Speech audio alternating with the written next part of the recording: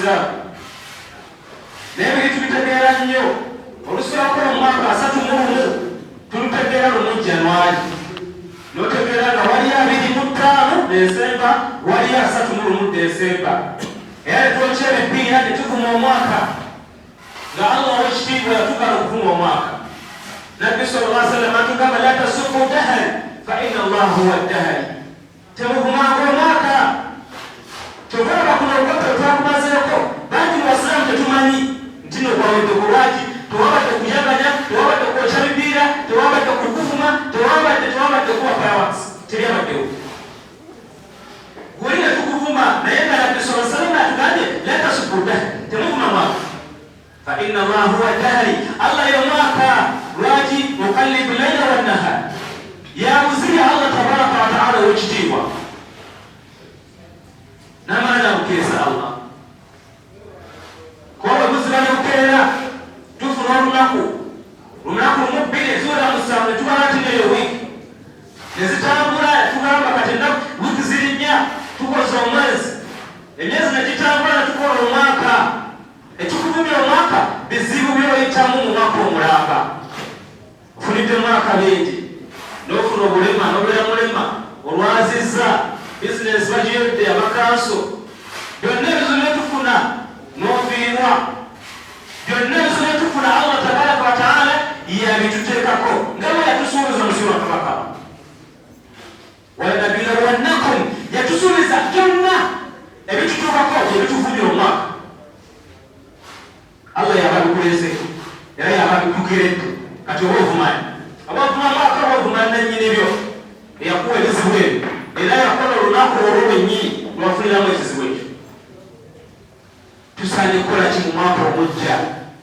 Ekisookera ddala wakitiibwa Allah tabaraka wa taala yeraga omwana Adamu omutonde lwakuba Qur'ani yange Qur'ani tetunagiwa kubanga tugiwa birowoozo. Wakitiibwa Allah n'akulaga nga yatuwa emyezi 4 nga kya mizizo. Emyezi egyo giri mu mwaka omulamba obukola bwe tuddakola tuvuma, nga mu myezi egyo emyezi 4 gikoberaŋŋana: Dhulqaada, Dhulhajji ne Muharram. Kwata Dhulqaada tuba tumalako mwaka mwezi gwa 11, Dhulhajji wandimwise Desemba ku kalenda yaffe y'Obusiraamu mwezi gwa 12, nga myezi gya mizizo Allah bwe yali atugana ebyokolomo natugamba emyezi egyo temulyazamanyanga emyoyo gyammwe wakati mukukola amazambi ne wakati mukubeeranga mugayaalira okukola ibada zemusaanidde okubeeranga mukola. Naye nga tuli mukugumalako kiba kitegeeza emmalako y'omwaka gw'Obusiraamu omwana Adamu asaanidde kubeera nga ayitiriza kukola ibada nakubeera nga yeewala okukola amazambi. Natuyingiza omwaka omujja ne tuyingira omwezi gwa Muharram. Bwe tuyingira omwezi gwa Muharram tutandikirawo okukola mirimu, kukola ibada. Lwaki? Mwezi gwa muzizo. Kitegeeza tumalako omwaka mu kukola ne tukutandika na kukola. Era Allah tabaraka wa taala n'alyoka atuteekeramu ebirungi nkokolo, ebirungi nkuyanja mu ntandikwa y'omwaka. Omwezi ogwennyini omuli Yawmul Ashura, abasiraamu abasinga obungi gyebatafaako gyetawade budde. Samugamba olunaku gyerunagamba olunaku lwabaseeka, kaseeka n'aziikibwa yekka n'oyo omusiraamu n'abeera ng'aziikibwa yekka. Wakitiibwa Allah atukubiriza kyetusaanidde okubeera nga tukola mu mwaka guno, n'atugamba fastaqim kama umirtu, munywere. Buli ayingidde mu mwaka guno 2046 please nywera. Lwaki onywera? Byetugendako tetubimanyi. Yali 2019 ne bavuma ne bagomana ne bakkakkanya omwaka ogwo ne beekulisa. Biri abiri ebyatutukako naawe obimanyi. Teri kutambula, teekako masiki, naaba mu ngalo, sigala eka, nywa ntangabuzi. Simanyi temukola, temusalira miziki, kimusalira ewammwe. Naye nga twanyumirwa nnyo nga tuyingira bbiri abiri. Kati tulina kunywera kuba tetulaga tetumanyiiyo. Fastaqim, sooka onywere ku gy'olaga. Tewasira bbiri sussaamu ng'enjogera ennaku zino beegamba. tumanyi kana umero kati abagabira amateeka ngabo walagirwa kwaji kusala nyoya kuswala nyoya kusoma Qur'an tunywerera ku mazambi nyoya ku ibada za Allah tabaraka wa taala ezekitiibwa kuba babafunamu buli ibada gyokola bafunamu era nakikola nga tebanagikolerera kuba banagikolera ezimu tezisoboka bwemunsalireyo wafudde tunetusale era osalire ozite tonnafa tebakusalira biki nga neswala y'omukuta ejja kuyamba kusinga bagisadde kuba yaleeta takibira byonna yabikola yasoma ogalabidde wansi bwezikola ennya nga bakkirira muganda wange tunywere ku mateeka ga Allah tabaraka wa taala nga bwe twalagirwa washiba Allah natugamba waman taaba maaka newe bonna abaneenenya ne bakola ne istighfaaru ne bakola tawba nga bali wamu ne washiba Allah tabaraka wa n'owashiba Muhammad sallallahu alaihi wasallama be yabagamba maanahu nga bakolera ku sunna zezo tugamba sunna z'owashiba Muhammad sallallahu alaihi wasallam wala tatghaw ne bakola mu mwaka batuyingidde banywedde ne bakola ibada nga balagirwa washiba Allah n'amaana akugamba ne bakwata sunna z'owekitiibwa Muhammad sallallahu alaihi wasallama wala tatghaw nabalanga teboonoona ne baleka obwenzi ne baleka luno ne baleka betingi ne baleka ne bawulira nti bino zambi kino kiri haramu ne bakyeresa Allah tabaraka wa taala gyatugaana ne baleka abasabo ne balesa abasumba bangi mu basiramu baganda baffe tebasukkako ebizibu n'amaliriza nga anonyeza kereziya bamusabireko bangi n'akaana okwesabira n'agenda ow'omujjajja n'agenda ow'omuyayi n'awabuzaawayo musumba n'avuga Land Cruiser V8 ye n'asigala ng'akyatoba n'ensi wala tatghaw badu Allah tetubula tetwonoona innahu bima ta'maluna basir byonna biri mu duniya bitutukako bima ta'maluna basir wallahi Allah byonna bimanyi atabiranira ddala tulowooza tuno waliwo ekikolebwa mu butonde bwa mwanadamu waliwo puroguramu egenda mu maaso nga wakitiibwa Allah tagimanyi byonna kimanyi ebikutukako byonna bibye yagamba kamugezese kamubolereze kuba zambiri yakoze nga tonalowooza kubeerako kyokola kugenda wamusalisa musumba akutunulamu kugenda wakabona akutunulamu kugenda wamajeje basawo baganda sooka olowooza ekizibu ekyo ekikuleeta omusawo muganda lwaki kizze mu maaso go kuba kafaananyi ku zambi oli awo byobakoze yali muli Musa alaihi salatu wassalamu ku mulembe gwe kuba yatwala kaseera nga tetonnya n'agamba ki ekiganye n'asolooza abantu nebagamba tusabe Allah yakuwa etonye malaika Jibrilu naleeta obubaka nemugamba mu bantu abo bonnyini mwe muli aganye okuwa okutonya yali omu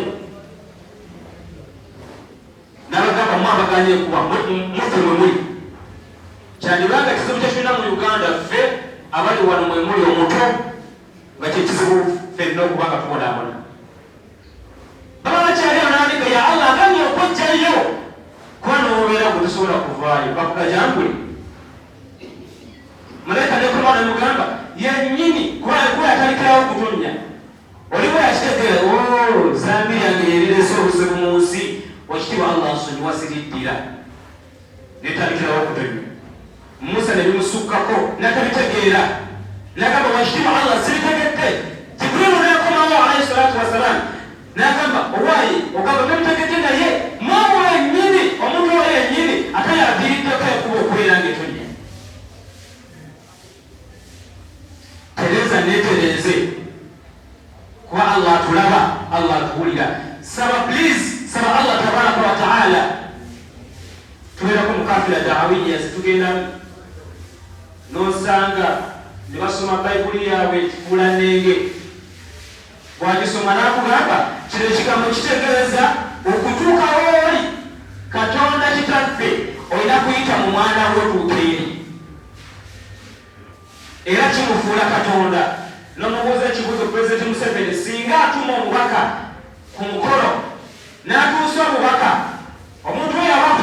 mubuuza nti ate nakugamba nedda n'omuzzaayo nakugamba Katonda Yesu.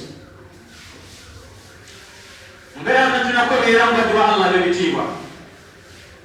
Washiwa Allah tabaraka wa taala nayogerako nabeera nga atugamba mu Qur'an, wala tarkanu ila alladhina zalamu, tetukyukira myoyo gyaffe ne tutambula naabo ne tuwangaala naabo abalyasaamaanya emyoyo gyabwe ne babeera nga bava ku mazima aga Allah tabaraka wa taala. Tekitegeeza tetubeera nga tufuula mikwano gyaffe aboonoonyi. Mu mwaka gwe tulagamu gabeera nga bagamba weeteeza enakolaba nga mwonoonyi nga muzzi wabikomero akola bikwatagana n'Obusiraamu. Mugambe waayi watusobola tereeza salaamu aleikum ndeka nange nkolese nkwesonyiye nesonyiwa because olina ebizibu bye bikumala. Ebizibu byonna mu duniya byonna ekibimalawo nsimbi zikula ababa tebakujjanjabe, zikula ababa tebasome, naye olina ekizibu ky'okwaba malayika al-maut. Olunaku lw'olusooka ogirabako kizibu kiramba, tosobola kukidduka. Kyokka wano ku duniya tulwanagana n'obuwanvu, abamu kuffe ne tubuwangula, ne tuvuga emmotoka ne tubalabalaga ne tuyamba twagala. Malayika togenda kukidduka, togenda kiwangula.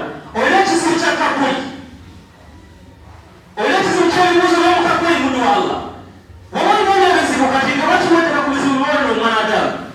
Mwelese muleke mwaka mujja kati gy'oggulawo chapta mpya, tandika bulamu bupya bwakusinza Allah tabaraka wa taala, kubanga okuva kuba kuzitanga kwakibwatukira. Kyokka batwala atya omugenzi yennyini atya, abamubeerako wano ng'afa ne batya, n'owoofuna essimu ne bakugamba gundi avudde, ekisooka kubeera kutya. Buli awulira okuvaako n'afuna okutya. Lwaki? Bizibu, kikangabwa, kyatiisa. Olina kubeera nga weetereeza, olina kubeera nga osigala mu layini. Tekera kyolaga nti geraga otereeza omwaka guno gwe tuyingiddemu. Sala Allah twogereyo obuwangazi okukola ibaada kuba mu butuufu tetulinaawo. Mulimu ki gw'osobola okutunulatuna munagamba mu butuufu? Mu ibaada zonna Allah tetunakwena mpejjana. Mulimu ki? Muganda wange w'ekitiibwa, mulimu ki gw'olinawo? Qur'ani yo esobola okuyingiza ejjana, Qur'ani yokka. Sola ekitabo ly'osadde n'ogamba tusinzire okuno tuyingire ejjana. Ng'Allah n'agamba musola zonna z'olina tulondekeemu. Obutuufu naawe sola gy'osala okimanyi. Weba yalwatu imaamu atuyambako kinene. Yani tusirikirira n'asoma by'asoma. Allahu akbar. Abasinga obungi tujjukira imaamu asaba salaamu alaikum odatuswala otujjukirira swala tulina ebizibu biganye neza suna nezigaana. Kyokka ekyennaku tuli mu duniya tuzannya buzannyi, tweyagaliramu, tukyusa bakyala tulinga bakyusa engoye nga siba halal, tuli mu betingi, tunyumira mipiira, tunyumira bulogoyi. Amateeka ga Allah tabaraka wa taala tubeere nga twagavaako. Bado Allah twetereze nga wakitibwa Allah tabaraka wa taala tannatukwatako. Wandibanga kukola ekizibu nga bwe twagambye, ekyemesezza eggwanga okutambula, embeera eyakanyego nga kuko kizibu. Please terezaamu nange neetereze, buli omu atereze, tutye Allah, twesigamire Allah, tumuteekemu obwesige bwaffe ffenna. Embeera oboolyawo Allah tabaraka wa taala n'abeera nga gitukondekezaako n'ekabira katono ko mu butuufu eganye. Basuubuzi bakaaba, basaba bakaaba, abasomesa babikuuye. Buli omu waalina omusomi yennyini gwe basomesa alabira ddala nga byasoma takyabitegeera. Lwambeera mbi, ffe bennyini abaleese embeera embi tusobolera ddala okubeera ffe bennyini abaleeta embeera ennungi mu ggwanga. Tutya nga tutendereza Allah tabaraka wa taala, nga tutendereza Allah, nga tusukulumya Allah, nga tweyisa bulungi eri abasigadde batu ba Allah b'ebitiibwa.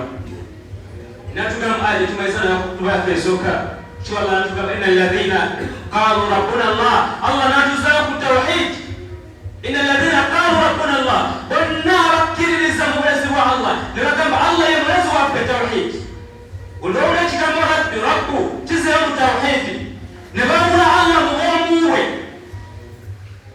mukkiriza mu tawhid rububiyya oyo bw'omukkiriza jono sange jono mubuuza ani atonda ensi ani atutonyesa enkuba ajja kugamba Allah ani akakambeera nakugamba Allah mutonzi Allah wala in sa'altahum man khalaqa as-samawati wal arda la yaquluna Allah wabuzibanga abakuraishi ani atonda ensi neggulu bagamba Allah bali ate bagamba kati oyo ennyini gwe mulina okukozesa mu bwomuwe ne babigaana inna alladhina qalu rabbuna Allah abakkiririza mu Allah ne batagenda mu masabo ne batakwata bisoka kulabya amagi kubiwanika ku miryango za nju zaabwe ne batazina balongo just ne babeera nga basalira haqiqa abakkiriza abo bannamaddala ne bakkiriza mu tawhid rububiyya tawhid uluhiyya wa tawhid asma' Allah wa sifatihi Allah tabaraka wa ta'ala abogerako nagamba thumma istaqamu nabere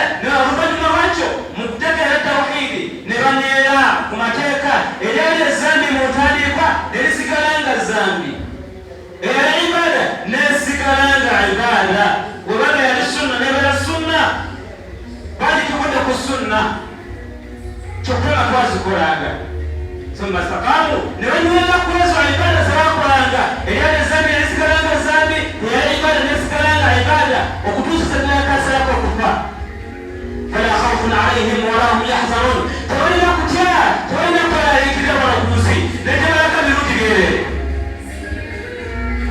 wala ku dunia tatma'anna alqulub Allah bategeekeza emitima ne babeeramu abakimanya omukaka waali lwaki ya ayuha nnas awaida Allah antum fuqara ila Allah tuli baakuseera tulina tuli baabo mu maaso gaabo wallahu al-ghaniy al-hamid dunia ukona wewe yaki kaka na kwenda bikwasa mrezo wa Allah tabaraka wa taala watakubira ngo malako washiba Allah natugamba abafana na kuwe bacho nabayisa bacho mumberange eyo ulaika ashabul janna beba nyini jana Allah gada kwanga rawamu jana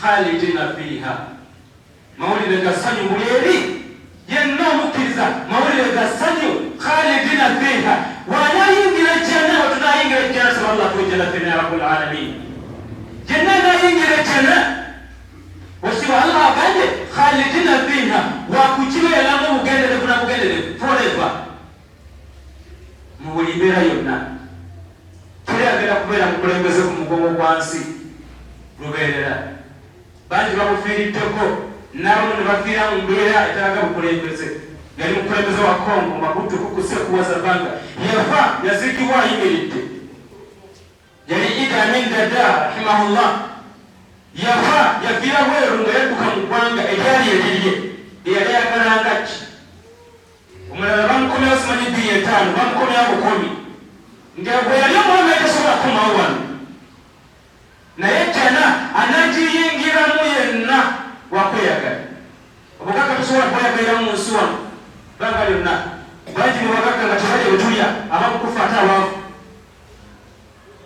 mugagga omusente bazimulyako mugagga lwasa takyali mugagga kati yakoonye omukyala awo nga nezagenda okusasula teziriiwo yakomekereza emutuka bagisise bagizizaayo polisi naye abeera mugagga kali toli ejjanayo limu byonna ebitegeeza obulungi bw'okubeera mu mbeera esinga okubeera nga nnungi kikolere mugulu omwaka oveeyo nnyo onywere ku mateeka ga Allah tabaraka wa taala ngeyatulagira okubeera nga tukola jazaan bima kanu yamalun eribeera mpeera ku ebyo bye tuba twakola mu duniya baddu ba Allah n'ebitiibwa aqulu qawli hadha astaghfirullah wa lakum wa lisaa'iri lmu'minina min kulli dhanbin fastaghfiruhu innahu huwal ghafurur rahim wa huwal barrul karim.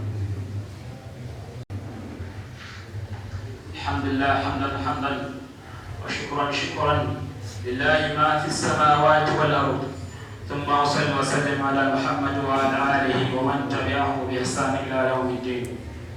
جل الله تبارك وتعالى واشتوى الله شات ولدت تنسيزا فوقها سيشاقوا الداشika zokhala tetwakatuulira wano tetwakawuliriza ebigambo byawakitiibwa Allah tabaraka wataala owekitiibwa bangi abazigendeddemu sawa zizo ziri musanvu zolekera 8 nteekateeka y'abasinga obungi muffe mu bantu yakuziikibwa bangi nga bakukumi tebasukkawo bameka bazikiddwa eggulo bameka mu baffe nga batwabazika ku 8 bakkiriza mu bw'otusaba nga tabaraka taala abeere nga asaasira ku ggwe rabbul alamin saba washibwa amaso okusaasira n'emirembe okwesha Muhammad sallallahu alaihi wasallam bakutira serekayo Allah tabaraka wa taala ekagenda okutuwonya ebizibu n'emberebezi mu dduniya byonna bye tulwana nabyo mu dduniya tulina bwannannyini bwabyo obwannannyini buli ku mulezi waffe Allah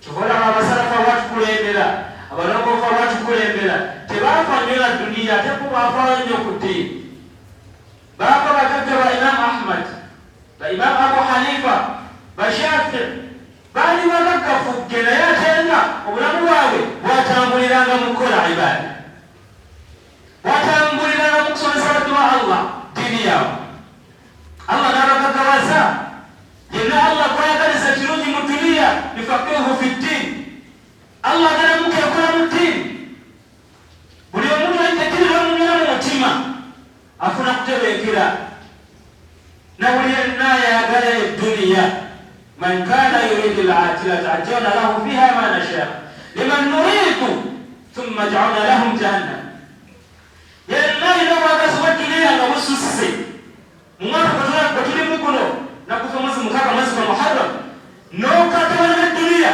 n'obalagala nayo Allah agenda gikuwa alhamdulillah mawulire kassanyu ku surat Isra Allah ajja gikuwa nga bw'oyagadde bal singa bw'oba okyagadde byonna bangi mu bagagga nga Allah awadde obuyinza obufuzi ensimbi n'abamma abaana talina ssanyu n'akuwa ezzadde naye ate ng'omwana gw'ozadde mawenya yavaako naye nga sente ngozi nga buli kwazaala kigobera bugoberezi bangi mu bagagga nga Allah yabajjako okulya ebitegezo obulungi bamugamba lya nsujju ng'eyemereye nga yeekomba tasikaali amukuumira ku geeti oluvannyuma lwekyo Allah agenda kubanga abawamu muliro beera omwanvu ofuna ejjana tebeekera mu Allah weekwate ibaada ze ez'ekitiibwa mu mwaka guno gwe tumala kubadde Allah bemiki gutandise buli ani azeekwatako wakwasima wano ku nsi si wakubonabona ku nsi ate nga gye tulaga baddu ba Allah gyali wakutusasula Allah akukambe assalaamu alaikum salaamun qawlan min rabbir rahim Allah akugamba assalaamu alaikum wa alaikum salaam iyo genda muddamu oti assalaamu alaikum mirembe gibeere gyoli muddemu otanga yennyini mirembe kugambe kulekayo ejjinja omubuuzo byonna gye wali wetaaga lwaki watufuganya mwe batyo naffe twakoowa akuwa ensonga nga gwe wali kizibu omala omwebaza oti barakallahu fikum nga webaza Allah bitusukakaako olumu tereza muddu wa Allah gamaliza kutuba yaffe baddu ba Allah ab'ebitiibwa mwezi gwe tulimu mwezi gwa nkizo mwezi gwa nkizo mwezi gwa ddeeyi mulimu olunaku olw'eddeeyi yawmul ashura kyavayo kiwangu kya Musa alayhi salatu wassalam soma suratu Qasas wetandikira kirya Allah akunyumiza ku Musa suratu Nazi'at mu 2 sura nyingi Allah akunyumiza ku Musa ne Firauni tolaba kino tujoga Allah kali akasajja kajoga Allah kali kamutaana kali kattaku nnyo okutuusa okubeera akayita Katonda kakuŋŋaanya abantu n'abalakuma ebinageza okubeera mu biseera ebyo kweyali alina obufuzi obukulembeza ensimbi nga bwamutabaana natawunikamu superpower teri agenda kubeera mugagga nga Firauni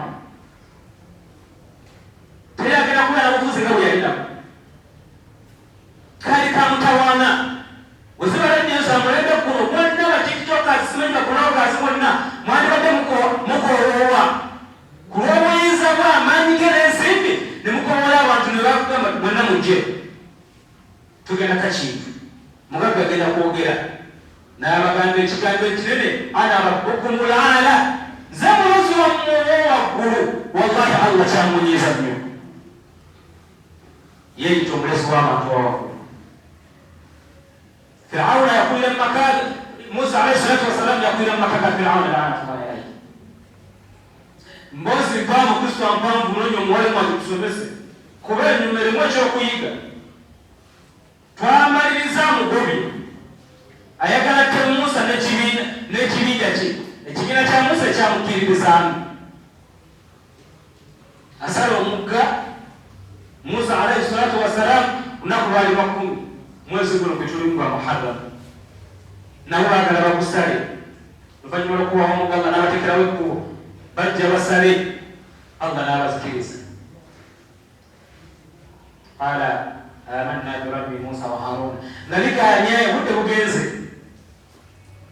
Enyanja yali mugaana ne muwanda. Ettaka ne limugaana ali eyo yafuka kyabulambuzi Misiri. Kujoga Allah. Lunaku lwa 10 lutuuse. Nabbi sallallahu alaihi wasallam atugamba hadithi entuufu. Natugamba teri lunaku teri kusiiba kwa dei baada Ramadan kusinga yaumul Ashura. Kati n'abatali basiraamu bagusiiba tukole tutya? Siiba olw'omwenda n'olw'ekkumi oba olw'ekkumi n'olw'ekkumi n'olumu oba ennaku zonna essatu. N'olutuuka olw'omukaaga tusiibe. Lwaki? Allah tugamba mu Quran omwana w'obulenzi teyenkana na mwana wa buwala. Allah tugamba mu Quran ekitiibwa inna Allaha malaikatahu yusalluna ala nabiyyi ya ayyuha alladhina amanu sallu alayhi wa sallimu tasliman. اللهم صل على سيدنا محمد وعلى ال محمد كما صليت على ابراهيم وعلى ال ابراهيم انك حميد مجيد وعلى ال محمد كما باركت على ابراهيم وعلى ال ابراهيم انك حميد مجيد. وارض اللهم عن الخلفاء الراشدين منهم ابا بكر وعمر وعثمان وعلي وعن سفر البشير بالجنه عن اصحابه اجمعين. اللهم تقبل منا انك انت السميع العليم وتب علينا انك انت التواب الرحيم. اللهم اغفر لنا وارحمنا وانت خير الراحمين. اللهم اغفر لنا وارحمنا وانت خير الراحمين. اللهم فقهنا في الدين ويعلمنا الكتاب وتأويلا برحمتك يا ارحم الراحمين.